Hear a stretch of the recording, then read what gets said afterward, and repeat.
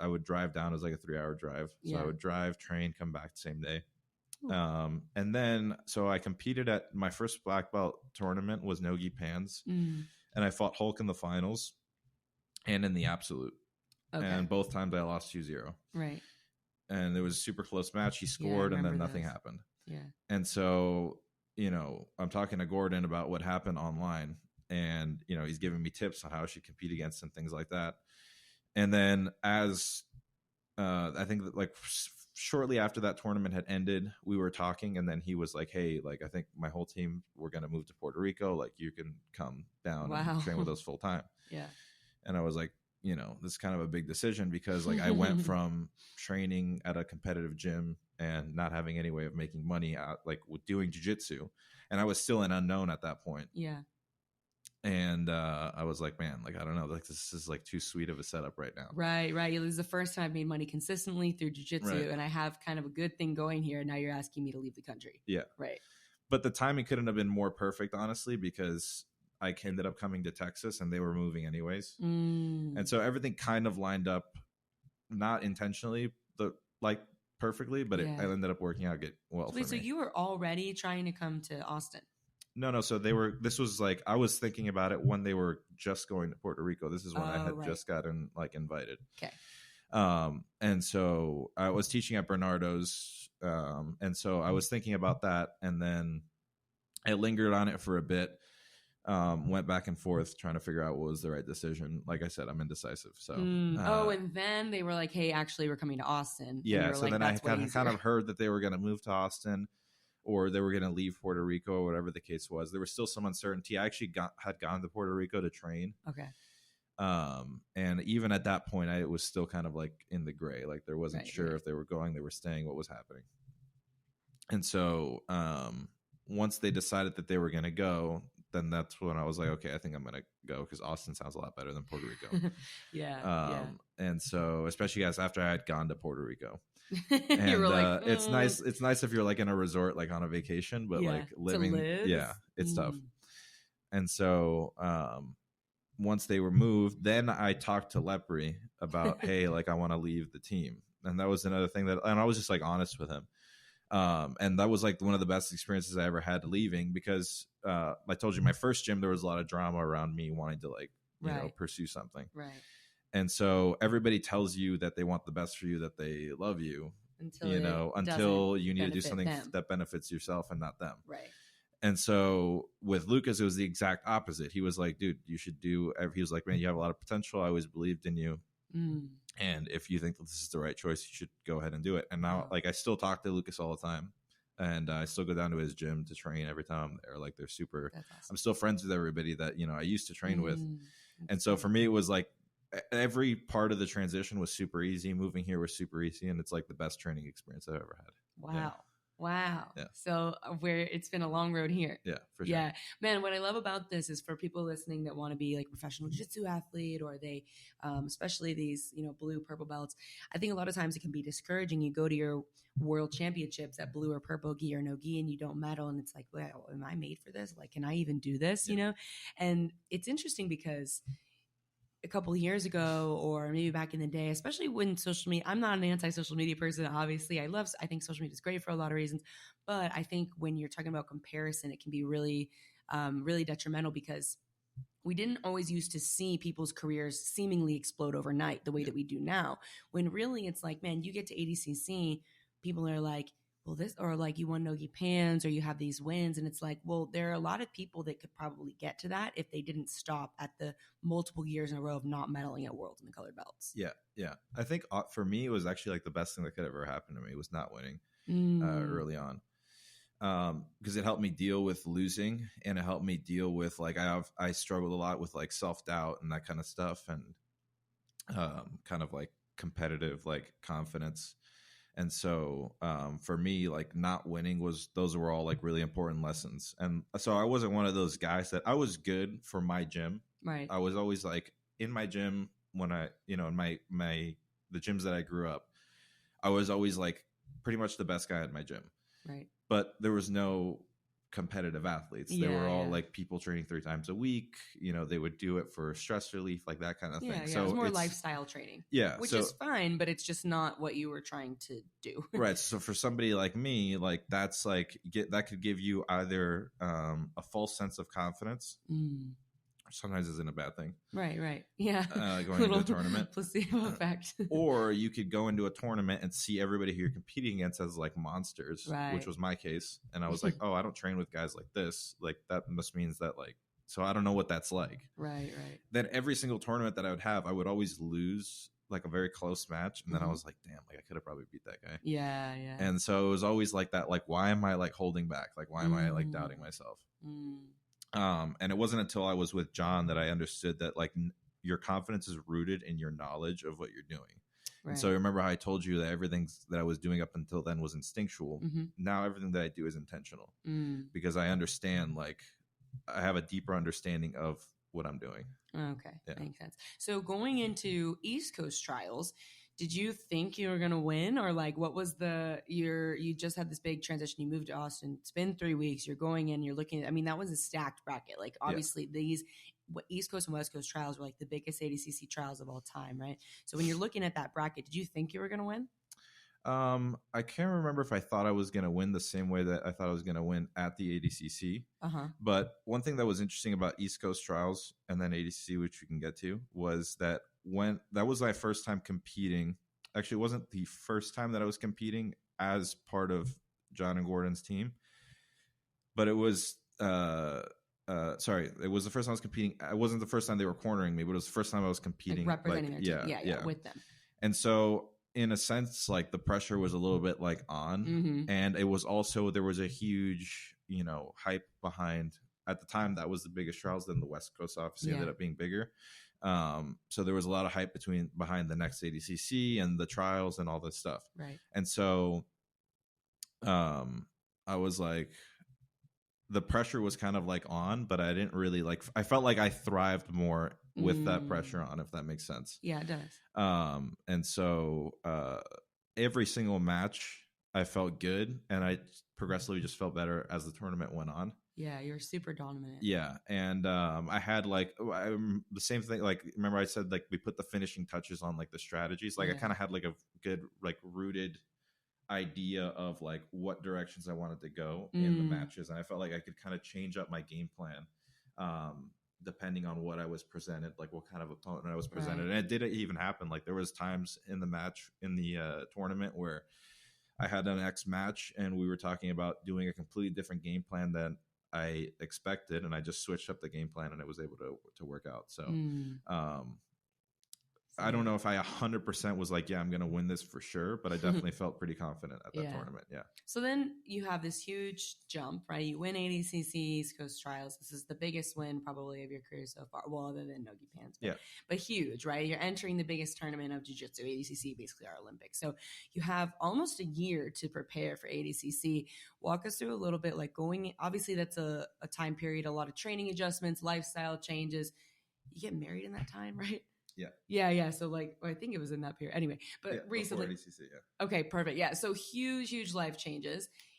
How did you feel going into ADCC as, I don't know exactly what you would have been ranked at, but we talked about earlier, like, man, the trials winner goes in being like fed to the dogs. So when you're coming in, did you think you were going to win?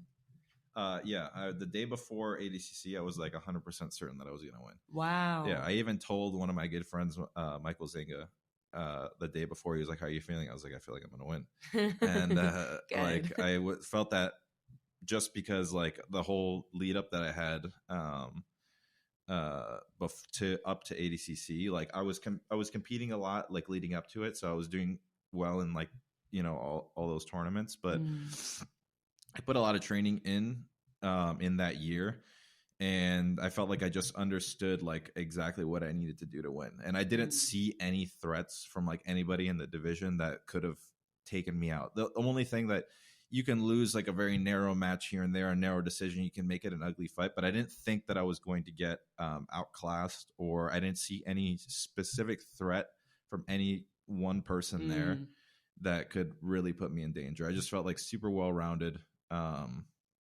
you know, like you could, like people were saying that, you know, in my match with Ian, like he's super dangerous on the legs, but every single person I train with every day is dangerous on the legs. Like I'm not going to see anything different that I did see every single day. So I was very excited, the most excited I've ever been to compete, and like very confident, the most confident I've ever been to compete.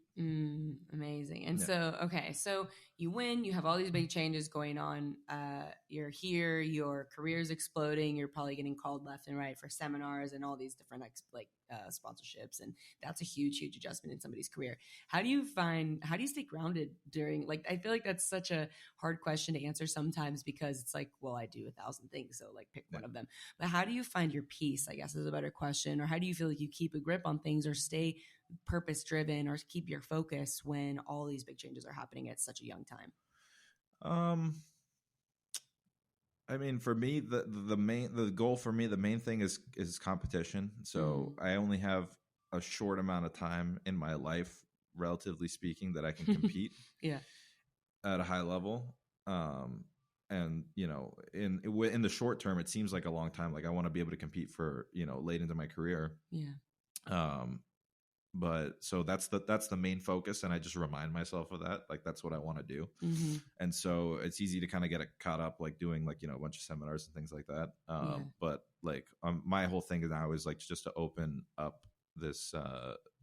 more competition opportunities for me. And so like there's like I want to build up over the course of the next, you know, 8 to 10 years like a really strong competitive resume, so that when I retire, I can look back and say, okay, like I did everything possible I could to like cement my name in the history of the sport. And so like that's kind of like my primary focus. And then all the other stuff, it's a lot of like, it's not that it's not important, but it's secondary to that. Right. Yeah.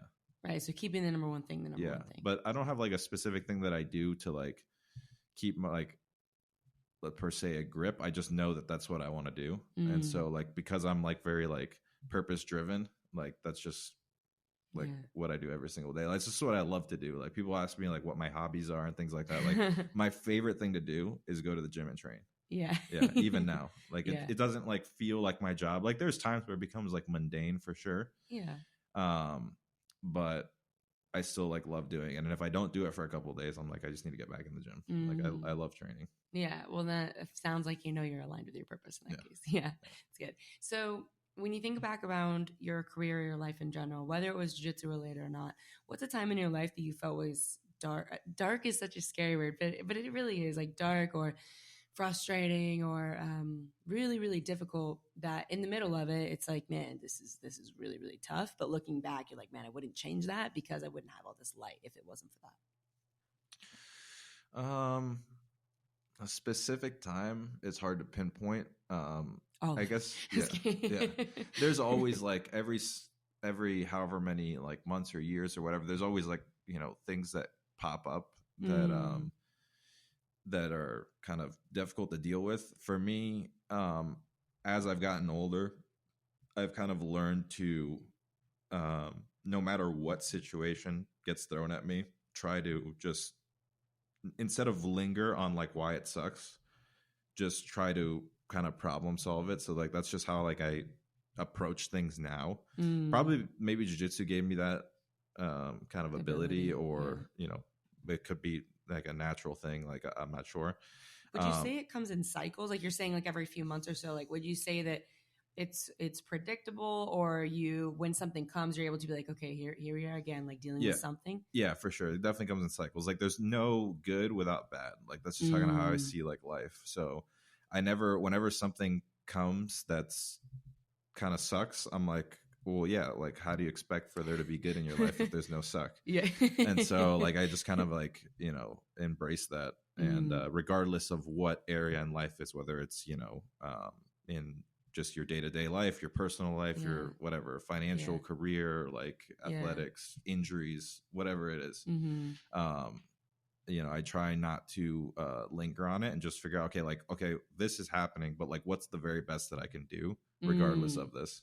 Yeah, I love that. So it's unavoidable issues or unavoidable difficulties, but what's the very best I can do with what's being presented to me? Yeah. There's stuff that's definitely avoidable. And then there's stuff that's just outside of your control. So like when something's outside of my control, I try to just like, okay, like there's nothing I can really do. Yeah. Looking at the cards I've been given, it's like, okay, what are my options? Yeah.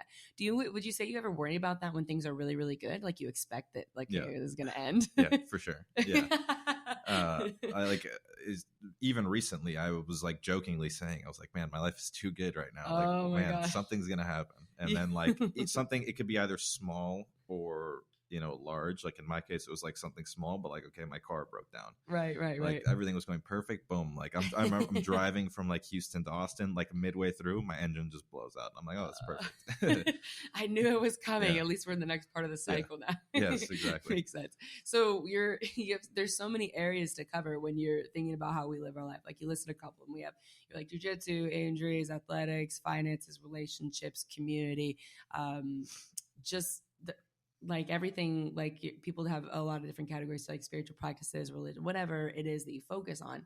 When you think about balancing all of those to stay, like, what do you think are some of the things that you do on a daily, weekly, monthly basis where you're like, okay, I kind of have like, I'm checking all my boxes other than training every day? We know that's your skeleton. Yeah. That's something that definitely that's something that I'm trying to work on more because by my very nature, I'm very like scatterbrained and like all over the place. So like I want to do a whole bunch of stuff, and then I'm like, okay, where do I start? Do you find it hard to stay organized? Yeah. So for me, I need to be routine. Okay. If I lose my routine, like everything goes to shit. Yeah. Okay. Yeah. So how do you keep a solid routine? Do you have people who help you do that, or I guess it's just like training times? Or? I work everything around like my training schedule, so that's why having a good training schedule, like set times where I train, is super important. So I'm training every day at like 8:30 and then 2:30, and then I teach in the evening 6 to 8. So I have like times in between where I can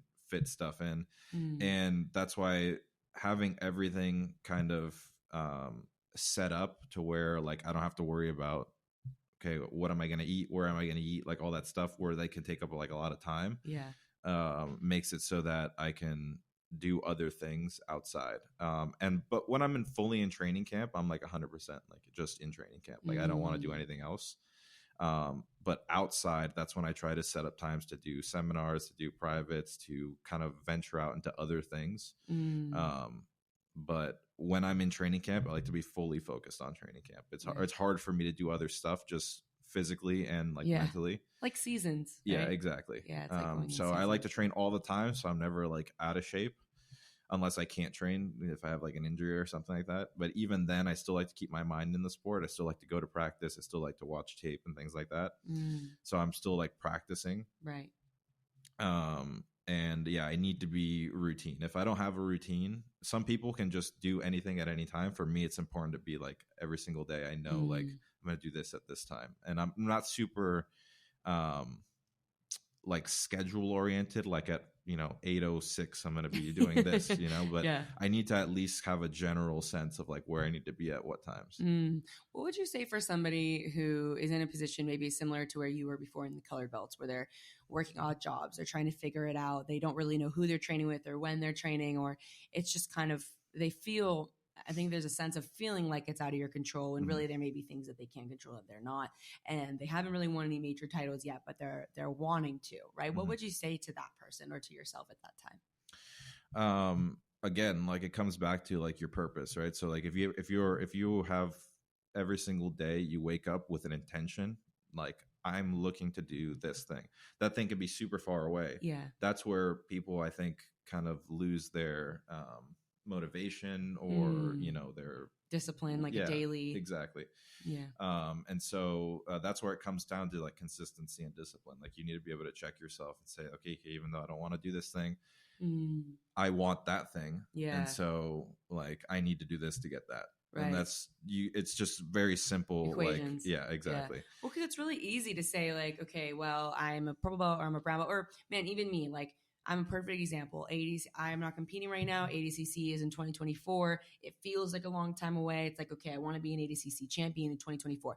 Man, it's so easy to say that and get excited and be like, yeah, I'm so motivated, especially on a good day. It's like, oh, I'm so inspired. I'm so motivated. But then when things are really, really hard, or like you have to set that alarm clock and you're like, oh, I'm going to get like 6 hours of sleep or 5 hours of sleep, then it gets difficult. So when you're thinking about when people say like, I just don't feel motivated, what is your response to that? That's where discipline is important. Yeah, because there's no way, at least for me, if I'm not motivated, like it's hard for me to get motivated. Like you could a lot, and this could be different from person to person. Like you could watch like a motivational video or have like a quote written on your bedroom door that you see every day. Like I've seen people do a million different things, and if it works for you, it works for you. For me, none of that ever worked. Like there was no like putting my tricking myself. Like I was like, I mean, maybe like in my own head, like too stubborn, like for my own good, where I was like, yeah, this is talk bullshit. Yourself like out I'm of not it. talking myself into this. Yeah. And so like, but I was like, I'm going to do it anyways because like, I just have to do it like that. In my mind, it was like, I have to do it no matter what. I see. And so, how many things were on your list like that you're like, I have to do this? Like, did you set, if you say you were going to compete in 6 months and you're like, okay, during the week, I'm going to train this many times. I'm going to lift. This is what I'm going to eat. This is when I'm going to sleep. Did you have all that planned out? Or was it just the skeleton of like the training is what I'm going to do no matter what? At that time, like purple belt, like times, it was, everything was solely kind of based around, and even now, because it is my main career. Right. Like as a professional athlete, like if I don't train and I don't perform, all the other stuff that comes with that goes away. Right.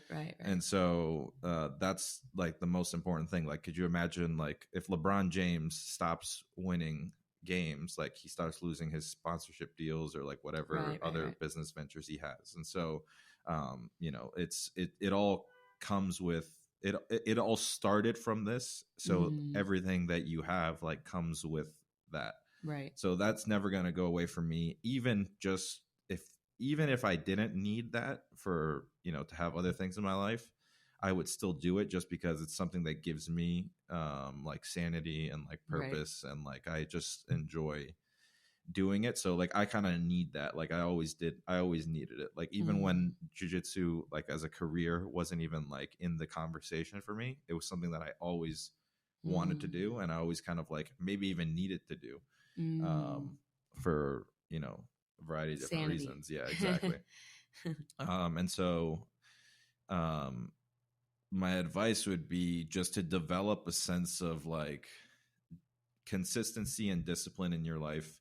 And if something seems far away, just know that the reason why it's far away too is because, and this is something that I have to kind of like had to wrap my head around, is like, if let's say for example, I didn't win ADCC and I had to go to ADCC 2024, redo the trials, do all this stuff. The way that I would approach that now was like, I would be like, shit, like I'm not an ADCC and I have to wait 2 years to compete at the next one. If it was me, I would think to myself, well, if ADCC was next week or the trials were next week, do you think it would be any different than now? And I would the answer realistically is probably no. Right. And so you like need what you're that doing time on a day-to-day basis. Would that be any different? Yeah. Yeah.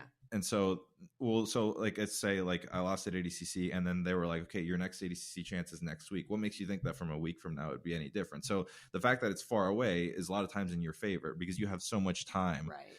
And it's really just about like, how do you leverage that time? Like, how do you really use that to make yourself different from then to now? In my opinion, most people don't do anything different. Yeah. And so they keep doing the same thing over and over and over. And you just get worse as time goes on because everything is deteriorating. You're getting older. Well, and jiu-jitsu is getting more detailed. Jiu-jitsu is progressing. You're getting older or you're getting injuries over and over. Like this. Right, spreading apart. So for me, like nowadays, like I try to make it a point to where like I'm a different person every 6 months. Like I'm a different athlete. And then, Love that concept. And obviously that goes with jiu-jitsu, but it goes with any other aspect. Like if you're not improving, you lose interest. If you're not improving, it's hard to stay goal oriented. You know what I mean? If you improve, you get towards a certain goal. you can move to the next thing. But if you go to get to a certain goal and that's it. That's it, yeah. That's your plateau, then, you're going to lose interest. You're not going to get better. So for me, every time I get to something, every time I achieve something that maybe I didn't think I could do or that I set out to do, I kind of like try to keep that as my new baseline. That's like my new, like, I'm at least going to get that. This. Yeah. Do you find it difficult with personal relationships or community or family when you're feeling like you're trying to evolve? You said obviously on the mats, that's a clear way that you're doing that, and you have teammates who are doing the same thing. But when you're thinking about evolving every 6 months in all these aspects of your life and changing as a person, I think a lot of people who hold those same goals have a difficulty with relating to the people around them, because it's like you're in a different zone. I've definitely felt like that at times. And it's an interesting conversation, because it's almost a weird thing to say out loud, because you don't want to, it's not a better than or worse than or anything like that. It's just a different focus on life, or a different way of living your life. And so there's certain people that are going to relate to that. And there's certain people that don't want to be doing that. And that's also, I want to make it clear, like, that's totally okay. It doesn't have to be your lifestyle, because it's a pretty particular lifestyle. Mm-hmm. So what's your experience like that with your people in your surroundings? Yeah, that's a good question, because I've definitely struggled with that. And it's something that I'm learning to manage more and more. If your circle of people isn't aligned with what you need in your life to make yourself happier, to progress, or to succeed, then you either need to find a new circle, or you need to learn how to allocate time to specific people. And it's hard because, like you get very close to people. Yeah, you love them, right? Maybe they're holding you back. Yeah. In a lot of cases, it's the people that you like the most or love the most that are holding you back. And so you want to find a better circle or better people that can help you, not necessarily better, but just more in line with what you want to do. And in some cases it's better people. Like in some cases people have bad intentions and they want to like bring you down. Mm-hmm. But in a lot of cases it's not. And so you want to find people that are going to help bring you up and boost you more closer towards what it is that you want.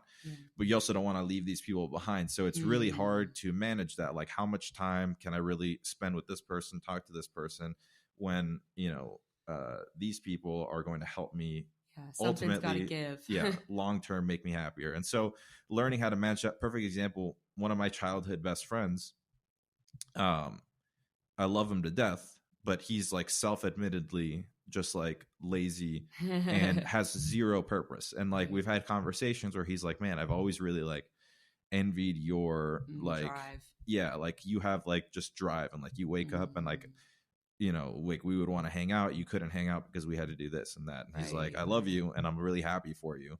I just don't have that. And I'm like, dude, like I try to help him as best as I can. Yeah. But at what point does that become a pull from you when you're trying to give, like when you're trying to bring somebody else up?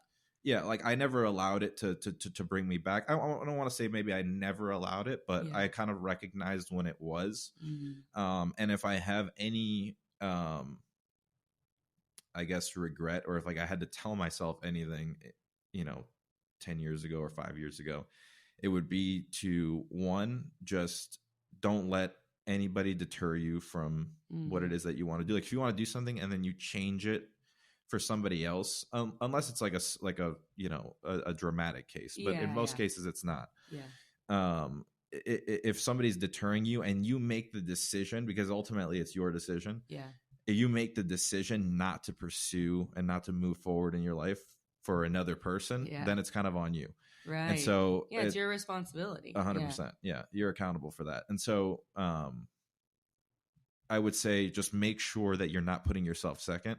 And, in addition to that, like, don't waste time. Like if I had to tell myself anything, like it would be that. Like, I don't feel like I wasted a lot of time, but I definitely wasted some time. Like I'm definitely guilty of that. And so like, I definitely realize how valuable time is now. Yeah. And I would wish I could have that time back, but you can't. Yeah. And so it's definitely something that's difficult to manage. I don't really have like this is exactly how you should do it. I think it varies person to person. Of course. But you have to definitely surround yourself with, Tim talks about this all the time. He's like, you have to have like your tribe.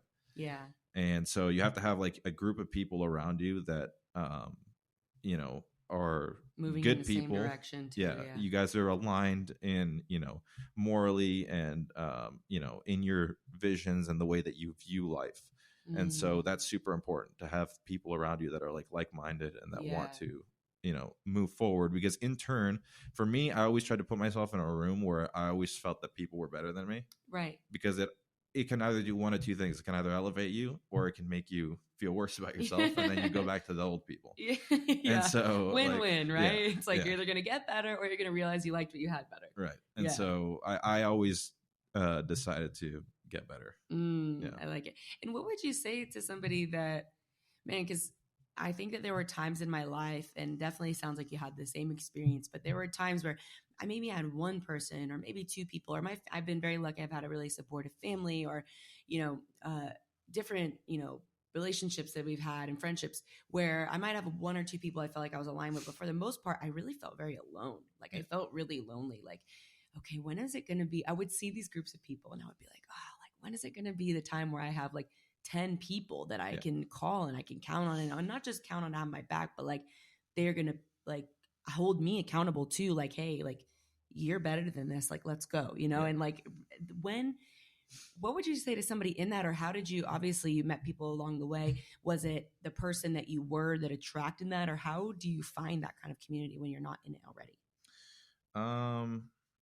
I think it's a matter of putting yourself there. Like you always meet people, and jiu-jitsu is a very interesting world because you have all sorts of people from all different walks of life. So you can go to any local academy, and then you have, a truck driver, a guy that, is a business owner, a guy who's like a major CEO, a guy who's, so you have exactly law enforcement, military, like you have ex-cons, like all together, everybody. Yeah. And so it brings people together in that way. And ultimately, like one thing I learned as I've gotten older is like the importance of like networking and like having a good network. And so the academy is a perfect place to do that, because there's so many different people. You're going to find things in common with people. Right. And so depending upon what you want to do, you're going to spend more time with certain people. You're going to develop relationships, and, you're going to have rapport with certain people and things like that. And so, if you're kind of like up and coming, I would say you don't want to do it in a way where you feel like you need to use people. Like you're leeching. Yeah. So that was never something that I felt comfortable with. Like I'm the type of person that I really don't want anything from anybody. Like I don't want presents. Like I don't want, help. Like I'm like, you're not seeing what you can get. Yeah. But I want to like learn something from you. Like if you have something that I feel like I want to be like you have something that I want, not in like that I want to take it from you, but like you are sharing with that somewhere in your life that like I want to be, like I want to have that thing that you have. How do I get that? Well, let me talk to that person. Let me see what they do. Like, what are their habits? Like, what are they learning from somebody, not taking something from them, but just learning from them. Yeah. And so I kind of had like unspoken mentors that like, they didn't know that they were mentoring me, but like, I was always the type of guy that I would hang out with like the old people that were a lot older than me. Yeah, same. Because I always thought that they were like super cool. Like they had all their shit together. Like they, and I was like, man, I like those guys. And so like some of my closest friends that I text and talk to are like 20 years older than me. Right. And so that's just like, I think it's important to like, see people that are, like-minded than you, as you, are kind of in a place in their life that you potentially want to be in, or at least to some degree, and then try to learn from those people. And if you're a good person, if they're a good person, you guys end up building a relationship, and then you kind of go from there. Right. And just like like it all comes down to like who your friends are. So it's not like you have to use people, you just have to build a good circle of friends. Right. And it helps when your friends are successful. Well, and I think it's also what you're saying without saying it is your part in that. Yeah. Like what you've kind of alluded to the whole time is you're also contributing back to that person, right? Yeah. There has to be like a back and forth. Like it's not like there's not going to be any one person that's just going to give you the answer to like life. Like, boom, I've unlocked it. Like now I'm done. I'm set. It's kind of like a constant, like, you're constantly having to adjust things and figure things out. And I'm super big on like, you're accountable for everything that happens to you. Yeah. So that's just kind of how I view everything is like, and the more I've assumed responsibility, the more I feel like I'm able to improve. And so like if you don't have a ton of responsibilities, it's easy to kind of stay the same. But when you're, need to be accountable for something, then, it's up to you. Like, I don't want to be the guy that like fucks up and fails. And so like, I want to, be responsible for something and then, be able to handle that. What's funny is that you said the same thing about trials. You were like, okay, well, I felt like the most pressure like out of this time of competing because I was representing this new team and it was a big deal. And I thrived the most in that. So it's the same. Yeah. And to varying degrees, like those like little make or break moments, either whether it's a small thing or whether it's a big thing and you're, it's all relative to the person. But those are the most important. Those are like pivotal moments for people, So like those little times where it's like, I'm either going to do this or I'm not going to do this. Like, that's it. There's no gray area. Those are super important. And so I try to like look for those. Obviously you need to, you can't accumulate so much responsibility where it's overwhelming, but like, you have to kind of manage that. But that's super important. Like, I think like assuming responsibility and then, executing. Exactly. Yeah, exactly. But I like what you said about you don't want to take on too much, not only to not overwhelm yourself, but because then you're usually when you have responsibility, there are other people involved, right? So if you're, it's almost say an emotional dishonesty, like saying how much you can take on, then you're letting people down. Yeah, that's definitely, that's a huge thing. Like people want to say yes to everything. Learning how to say no is super important too. Like you have to want big things, and that requires like, a big jump. But, you have to also be realistic. Like, where am I right now? Well, and it really is an interesting integrity thing to think about that, because you have your integrity with yourself. Like you do what you say you're going to do, and you build your self-respect and your self-esteem around that. But when you're thinking about your relationships, it all connects. So you have this immediate circle. You guys are pushing each other forward. You have the same goals. You're aligned. But now if you're taking on responsibilities, say with people that are close in your life or even people that are not close, because that builds your reputation, right? But when you're doing this with people in your close life, say you tell your friend you're going to do this thing and you commit to this other thing, and then all of a sudden you're starting to kind of drop your level of follow through, right? Well, now all of a sudden that affects your inner relationships and your inner circle, and then that can kind of have an outlasting effect or an expanding effect. And what I find really nice about some of the friends that I have in my life that I really appreciate, that I didn't always have but I have now, is having great integrity and respect within these people, and having respect for one another, accepting the kind of responsibility that they can really handle, and having that trust means that I can also say no and trust that that is not going to affect the relationship in a negative way, because they respect that I don't want to take on too much and let them down. Like everything kind of is cyclical there. Yeah, for sure. And then that comes back to like having the right people around you, because they'll understand. They're probably in a similar situation, or they can relate to that. And so like if people around you are again like-minded and they also care about you, like they're gonna understand, right? If they want a yes man, something's wrong with the relationship, right? Like nobody, and the people around you like shouldn't need you. Like you should be helping each other. What's the difference? This leads to a great question. What's the difference between prioritizing that feeling of like needing somebody in your life versus wanting? Like, what would you say are some signs and signals that people are like, oh, I have this friend, or I have this girlfriend, or I have this coach, or like training partner, and like I don't really know if this is a healthy scenario for me? Because you've had a lot of experience with these kinds of different environments. Well, definitely like when I was younger, like I thought that I had to rely on people, where nowadays I feel like I don't. Well, one, people like generally speaking are not reliable, because most people and it's because a lot of people, they have their own shit going on, so like you can't 100% rely on people. So you try to get as reliable as possible around you, but ultimately, like for me, the most important thing is that like I remind myself that anything that happens in my life is because of me. It's my fault if I fuck up.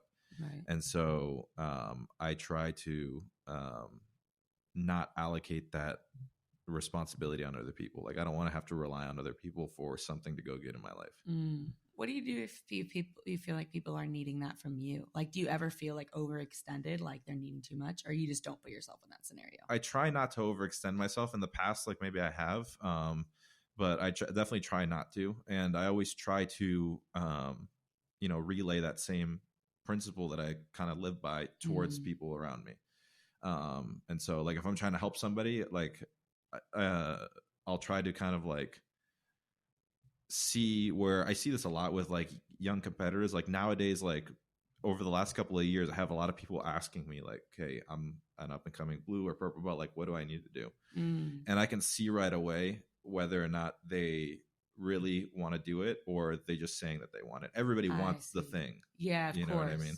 Of course. And so yeah, wanting is easy. The desire is always like, it's easy to want something that looks cool or brings fame or is shiny or like it looks good for other people. It's like, oh, that would be nice. Yeah. You know? And so, but like, do you really want this? Because if you want this, you want what comes with it. And for me, like my favorite thing to do is train. So for me, it's no big deal. Like I really like going to the gym. Right. And when I don't want to go to the gym because I'm too tired or because I've been training, for the last 3 months, like twice a day, every single day, and I'm just like sick of it, I want to be able to do something like fun. I have to remind myself like, okay, but this is what you signed up for. Yeah. And so that's something that like it comes back down to you. Like ultimately everything kind of like circles back and points back at you.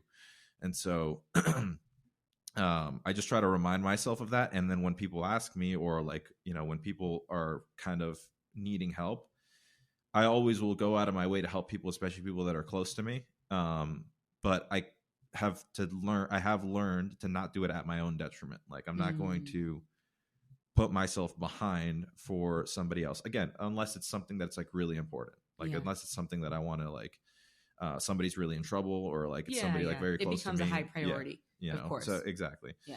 And in that case, it's different. But for the most part, most people are able to do most things, and it's not super difficult. It's just a matter of like doing it. And so most people are able to solve their own problems. My old coach used to tell me all the time, the guy that I told you that he was the one that kind of like helped kickstart my competitive career. Like he really got me to believe that I could be a competitor. And he told me this is what I want to do. And he told me he was like, this is not the place for you. I love you. I want you to stay living with me. Like I want you to be here, but realistically, like I want the best for you. And so like we're still like super close because of that. And so I lost my train of thought. Sorry. No, you're good. What was I talking about? I actually got so excited, into what you were saying about your coach. But we'll come back to the other thing. But what would you say to coaches who have someone like that in their gym? Where it's like, man, I have this guy. He says he wants to be the best. Like my gym is well, and also to clarify, like I have a couple gyms that are more for people who just want to train and like they are BJJ enthusiasts, but they're not competitors. There's absolutely nothing wrong with gyms like that. Yeah. We need them. It's great. Like most schools should not be competitor gyms, right? But say you have somebody that's in that scenario. What would you say to a coach that's like, like I really want to keep a hold on this because I think maybe I can help him or I love having him or her around, but how do they have that conversation? That they have a competitive athlete that they want to. Sorry, can you? Yeah. So, well, basically, like your coach at that time. Yeah. Like, if you're in that position, or if there's a coach in that position, has a guy like you or a girl like you, and there's some potential there, and it's like the immediate feeling, the selfish feeling, is to be like, well, if I keep them here, and they can maybe teach for me, or maybe they can win, and they can kind of like, maybe I can't. And usually, I don't think that it's an evil, like there's malintent. It's genuinely like maybe they don't know what they don't know. They don't know what they don't have. Yeah, sure. What should be the approach there? For a coach, why would they encourage somebody to go and find something else? I mean, because like, do you really need that person there for your gym to go forward, or are you doing it like for a selfish reason? Like, is it your ego saying that, if this guy leaves my gym, he thinks I'm not good enough for him? Like, I think that's what the case is for like a lot of coaches, that a lot of this, when a person leaves a team, he's doing it obviously because he thinks that there's something better for him somewhere else. Right. He or she. And so the coach, whoever they are, probably thinks like this is like a personal stab attack to my ego. Yeah. Like I'm just like, oh, I'm not good enough. Well, then there's this whole like, problem between them. Right. so I was fortunate to have, you know, I guess my second coach, and then my third coach, Lucas, be very understanding. And like, you know, like Lucas is a guy who has multiple gyms, he has multiple world titles. Like, he doesn't need anything from anybody. You know, he makes good money, he has a successful career, and so whether I'm there or not doesn't really change anything in his life. And so I'm sure he wants me to be there. Of course, right. We're good friends. Yeah. You know, we hang out, we train together. He helped me a lot. I used to train with him, help him with his training camps, things like that. But does he really need me? No, because he's responsible, like he's accountable for his life. And he made everything happen in his career because of him, not because of anybody else. And so when you have that, like, it doesn't hurt you to see somebody that you're close to go somewhere else, because he was, you know, he told me, like, when I was at Bernardo's, he was like, man, if you need to, like, if that's the right thing for you, he's like, I think it is. Yeah. Wow. You know, do obviously what's happy for you, but like, stay there, like stay at Bernardo's. And then when I told him that I wanted to move to Gordon's, or sorry, to Austin to train with these guys, he was super cool about it. Yeah. And so, I loved what you said about when he doesn't need anything from you. Like, if you don't need anything from somebody, you just, I mean, you know, obviously you enjoy their presence, you desire, it's nice to have them, but you don't need something. And that's a really free place to be. And it makes a really cohesive relationship for both people. Yeah, for sure. And same thing goes with my old coach. Like, he was just helping me, like, just out of the goodness of his heart. And so he was telling me the truth. Yeah. I'd rather take the truth that hurts than, you know, be just told stuff that makes me feel good. Sounds like, right. Yeah. So when you think about the next, like, okay, you're 27, right? No, 27. Okay. So 32, 42. Okay. 42 is 15 years. Yeah. Did my math. So when you think about the next 15 years, I mean, that's a long time. That's basically the remainder of your competitive career, right? What makes you feel excited? I mean, I know if I could, I could probably guess you have more ADCC titles on your like list of goals and your desires and your dreams, super fights, different kinds of things. But when you think about what makes you excited, is that the first thing on the list, or what do you think of? That's definitely my priority, just based around how the time frame, like where I am in my life now, because I think I have a good, like, the next decade, I could easily compete at a high level. A lot of guys have done it, like, you know, Cobrinha competed for a long time. There's a lot of good guys. Lucas is another good example. He competed like well into his 30s at a high level. I always think about Tanquinho winning finally winning ADCC after so many tries, right? And he was like later in his career. Yeah, I think Cobrinha like won his first world title as a black belt at like 28, so he wasn't even he was older than me. Wow. And so he won like 4 times. That's wild. So like there's a lot of good examples, and so, but obviously there's a time for everybody. And so like that's definitely like my main thing. Like that's like really what I want. That's always what I've wanted. And as I've progressed, especially in the last like 2 years, just based around, again, the people that I've been around, seeing what they have been able to do. I spent a lot of time with Bernardo, obviously. When I first went there, I lived with him in his house. Wow. Because, you know, I didn't know how long I was going to be there. So he let me stay with him. And, you know, I have a lot of good friends, and I just see like what they've been able to do. And I know that I want some of that for my own life. And so I'm just trying to like learn from those people. And so what excites me is not only the competitive stuff, but like the opportunities that come around that. And also, like, we're in a very unique point in the sport. This is another thing that's super exciting for me, is that this last ADCC kind of like helped me realize like how much the sport is exploding, and it's gone up exponentially in the last like 2 years, like pretty much since COVID started. Especially NoGi, like submission grappling, has gone like crazy in how like popular it's getting. And like you see, like you go to ADCC, like there's a bunch of like super important people that are really sort famous, of related. Like celebrities are there. And so that never used to happen before in jiu-jitsu. People didn't even, they were like, what do you karate? Like, exactly. There was like occasionally like a couple people that practiced it, but you never saw them go to tournaments. Like you knew that like Keanu Reeves did jiu-jitsu, but like you know, nobody ever seen him. I saw like Demi Lovato got her blue belt, and then I never saw her do jiu-jitsu again. I was like, oh, that's so cool, wait, keep doing it. But it's starting, like there's little bits of it here and there. And so like you've seen, but for the last 2 years, and especially this last year, it's just gone like crazy. And so what's exciting is that like I see the potential in the sport. I see how far it can take, you know, a lot of athletes. And it's really turning us from like an amateur sport into a professional sport. So that to me is exciting, just to be a part of like this generation. Yeah. And that's why I want to compete so much, because like I want to be a part of it. I don't want to just be a journeyman that like I was there. Oh yeah, I did that ADCC. Like I saw that guy. I want to be the guy. Yeah. You know? That makes sense. Yeah. What about after competing? Do you know what you want to do yet? Or you're just waiting, kind of riding the journey? So that's another thing too, is that like I didn't think about that. Like 2 years ago, if you asked me that question, I would be like, yeah, I would open a gym. Nowadays, I'm not even certain that I want to open a gym. I probably do want to open a gym, because I really do love teaching. Yeah. But again, circles back. I don't have a specific thing that I necessarily want to do, but like I know for a fact that like when I'm done competing, like I'm not just gonna like get a regular job, right? Like that would be a failure of a career, like if I had to do that, right? And so I don't have like a specific venture that I'm looking to pursue, but there are things that I do want to do. I do want to pursue business outside of jiu-jitsu, and so again, that's why like I try to have a good circle of people around me that have done that I'm close to, that I genuinely enjoy their company, and that like I enjoy being with them. Right. And so that I can, make the right decisions moving forward as my career goes on. And like my goal is also to like, once I'm done competing in jiu-jitsu, like I don't want to have to like start doing something.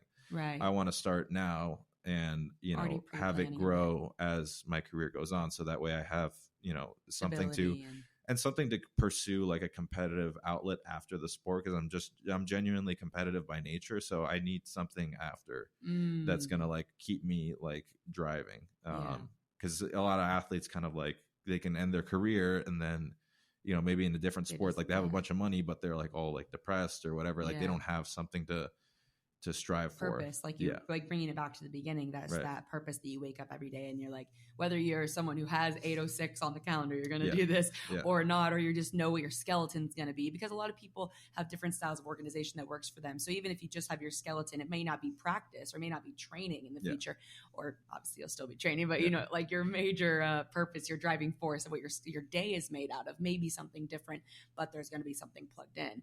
And it's interesting with having like long and short-term goals. You're like, if you asked me 2 years ago, I would have been having a school.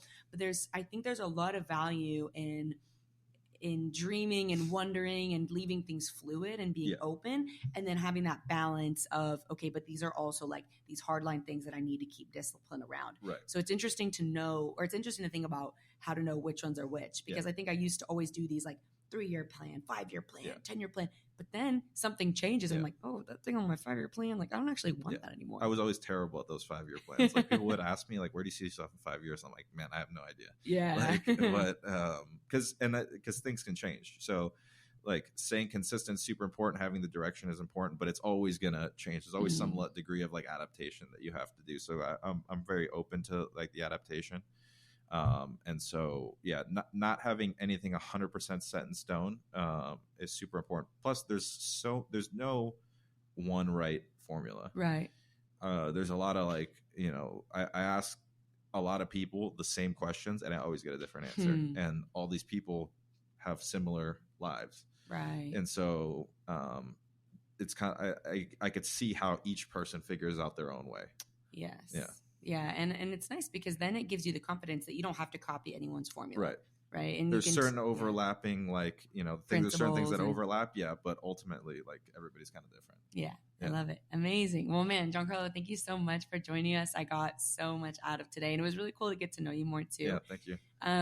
Before we go, you have one more chance to answer the same question in the beginning, and it may be the same and it may be different. What does it mean to you to have a grip on your life? We kind of circled back to it at the end too. It was kind of nice. We rounded it out well. I want to give a different answer. All right. I'm ready. It does ultimately, like, it does come down to that. And I think it's touching on like what we said about like accountability. Like it's important that you check yourself. And I think that's important. Like you have a grip on your own mind, like because your mind is not your friend. Like it's always going to tell you something different than what's the reality. And so it's always going to tell you something to make you feel better or to kind of like protect you or whatever the case is. Stay comfortable. Yeah. Right. Yeah. So it's important to, I think, like having a grip, not only it's like waking up with that sense of purpose, but like, and having that direction, but like hold yourself accountable to it, be consistent. And consistency, like a lot of people can be consistent for a week or a month, but it's hard to be consistent over the course of years. And you'll never see progress towards that thing if you're not consistent for long periods of time. So I think having a grip also is important to be in it for like the long term. Like do what you're doing, but just you're not going to see notable results in a short term, and if you do, it's really not something that's sustainable. So I would say whatever you're doing, to be consistent, be disciplined with it. Don't always pursue or need the motivation for it to do something. Like just be consistent, and regardless of how you're feeling, have that sense of purpose, and hold yourself accountable to it. Like keep yourself in check. Like make sure that you understand that whatever you're telling yourself now might not be helping you get towards that. So remind yourself, like, is this really going to help me get to the next thing? Like ask yourself that question. I think that's super important. I love it. Yeah. I love that. That's a great question.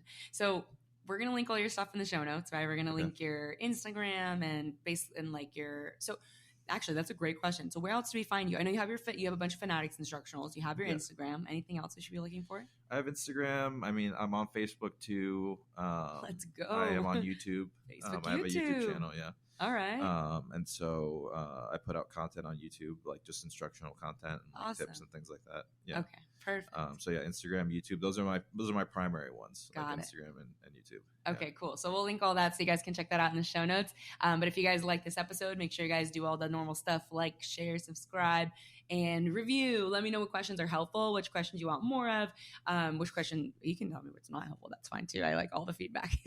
And I want to know what's going to be helpful to you guys in the future. And especially if we have Giancarlo back later on, let me know any questions you want me to ask him that we didn't get to.